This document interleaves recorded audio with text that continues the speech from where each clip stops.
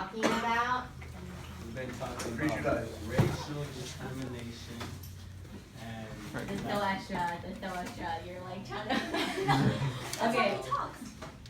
we've been talking about racial discrimination and like what factors I guess are like into racial discrimination, like the types of discrimination. There are like stereotypes, stereotypical discrimination too, right? Right, so who's the stereotypes right here? No, she said. Tiffany. Jessica and Tiffany. So, Jessica, how does racial discrimination have to do with stereotypes? Like create a barrier between the races. Sorry, that was kind of a hard question. So, what I'm asking is, we talked about one specific theory of how stereotypes originate, right? So can we just go back to who came up with that theory and what that theory said? No, it was before that. We took a quiz on that before we watched the class divided. Hatchfeld? Okay, does anyone remember Hatchfeld's theory? In groups, No.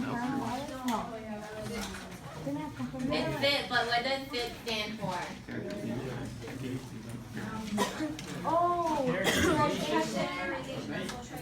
Okay, no, explain it to me. Social identification. So, social identification.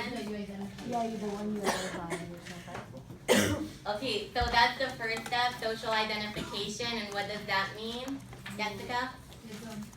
Oh, no, that Jessica, sorry. How you like identify yourself in a group. How you identify yourself in a group. What was step number 2? Social categorization. So, Chase, what does that mean?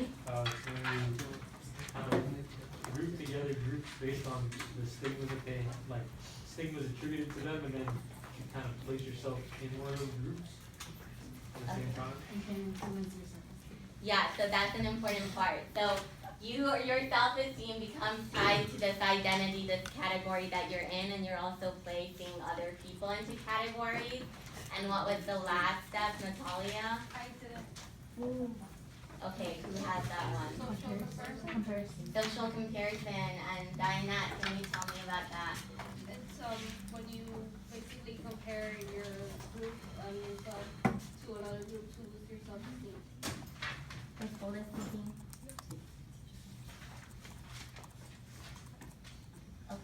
Oh, okay. Thank you. Maria, you're going home. Apparently they thought your name was Mariah, so I was like, that person is not in this class. Okay, so social identification, social categorization, social comparison. How can we tie that to racism? At least that first definition of racism that says racism is a feeling of personal belief that one group is superior to the other group. How could that be tied to Hatchfeld's idea of stereotypes? Wouldn't it be like social comparison, like saying you're better than others, and then you're like, it's not discriminating, you're putting down the other ones to be you're above them. Yeah, but why are you putting down the other ones, and what's the purpose of uplifting your own group? Because you feel like you're the group that you pertain to is better than another group. Yeah, so it goes back to protecting your self-esteem. And then what have we done to look into racism in America? How have we seen the graphs? We've seen the graphs, so that was last class and the class before. What did we do with those graphs? And we compared it to. And we talked about it with one another, like right around the room. Yes. And then what video did you see? Or what movie? I class divided. A class divided. And can someone sum that up? What happened in the video? Natalia? There was the teacher, I forgot her name. Elliot. Okay, and the teacher Elliot, she did this experiment in the 1960s when she had planned it a couple years before, but when Martin Luther King was murdered, that's when she decided to do it. And what she did was that in her third grade class, she divided the kids by the kids who had light colored eyes and the kids who had brown colored eyes. And the first day, the kids with the light eyes, they were the superior group, and they got like more privileges. Like for example, having 5 minutes extra in the playground. They got more food. They got to repeat food. They had to drink, I think, out of cups. And then the kids with the brown eyes didn't have the 5 minutes extra. They just stood by and watched. And then on the second day, the roles were reversed, which meant that the kids with the brown eyes, had the privileges, and the kids with the blue eyes didn't have any privileges. Like they had. And what were the results? Okay. What were the results? The results were that Wait, we can have someone else do that, I guess. Do that. So, Jason, I'll have you comment on it later, but can we have George do it actually? Because you've been speaking. George, can you tell us what happened in Miss Elliott's classroom because of what she did? As a result, the kids, they realized that the same thing that goes for eyes, it could also go for skin color because there's nothing you could do about how you're created. Like, you can't change the color of your skin, you can't change the color of your eyes. So they just accepted just being judged by what's inside, not their appearance. Okay, yes. Daisy? Weren't they like the results were like Or just how did the kids act towards each other? test scores reflected their like Yeah, so their scores on the test reflected that, and we actually call that something in psychology that you would know.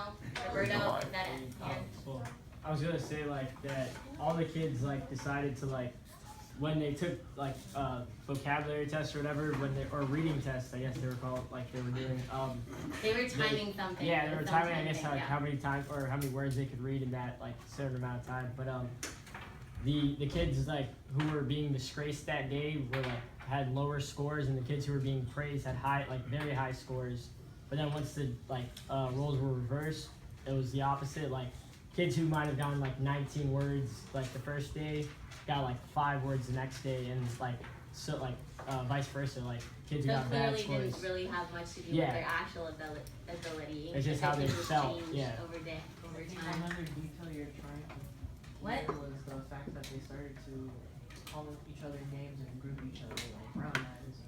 Yeah, they start like what that kid like punched another kid, right? And And then then the one kid didn't bring his glasses the next day. The one with the light eyes didn't bring his glasses by accident. and then but let's go back to that punching. So she actually questioned him and she's like, why did you punch this person? Why did that kid punch that person? I know this is something that you guys said like you will remember for a long He time. was calling him names and he was just like. He was calling him names, but what was he calling him? brown eyes Brown eyes. So usually you wouldn't. What was her point? She was saying that kid was brown eyed yesterday.